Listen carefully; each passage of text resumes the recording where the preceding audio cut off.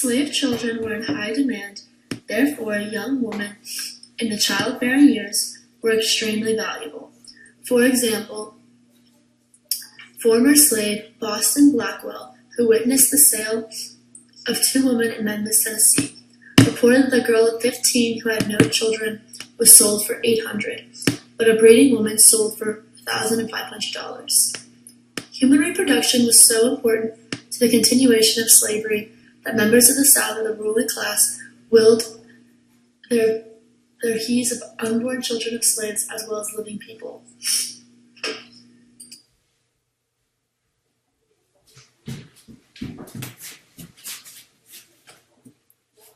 Pregnant slaves were expected to continue until their child was born. Only a month's rest was allowed for recovery from a childbearing.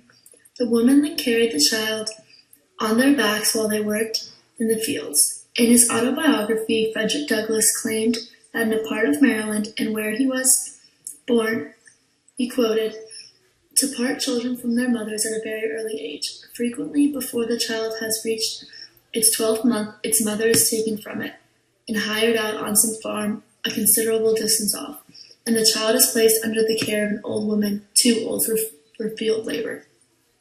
But other slaves, such as Thomas Johnson and Annie Burton, claimed that their early life was very happy.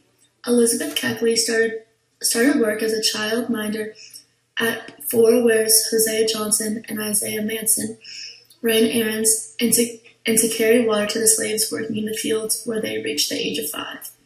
Around the age of 7 or 8, slaves are also expected to work on the plantations.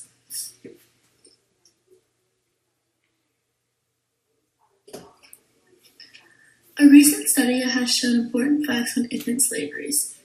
Infant and child mortality rates were twice as high among slave children as among Southern white children. Growth rates among slave children were extremely low. Most infants were weakened within 3 or 4 months of birth, and then fed gruel or porridge made of cornmeal. Around the age of 3, they began to eat vegetable soups, potatoes, molasses, grits, honey, and cornbread. This diet lacked protein and calcium and vitamin D, and as a result, slave children often suffered from night blindness, abdominal swellings, muscle swollens, bowed legs, skin lesions, and conclusions. These apparently stemmed from rickets and diseases that were caused by protein and nutrition deficiencies. So as you can see, slave children were just treated very poorly, along with most other slaves.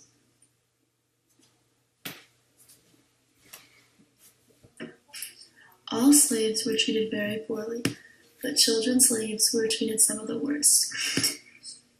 In a book by Francis Frederick, he talks about how the children on his plantation were fed like pigs out of troughs, and being supplied sparely and invariably fight in pot liquor, which is often described as a vegetable-based broth. Clothing for the slave children was in general very basic and generally consisted of a smock-like garment by both boys and girls. The clothing of child slaves, who in generally produced very little, rarely a priority, and appears not to have an unusual sight to see naked children on the plantation.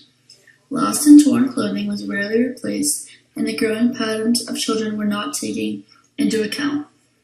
Once they took up field work, boys would often have provided with trousers and a shirt. Willis girls were given a dress. Shoes were not common, and any footwear would have been tended by the homemade Caucasian type. Children who worked in the big house would have tended to be better dressed.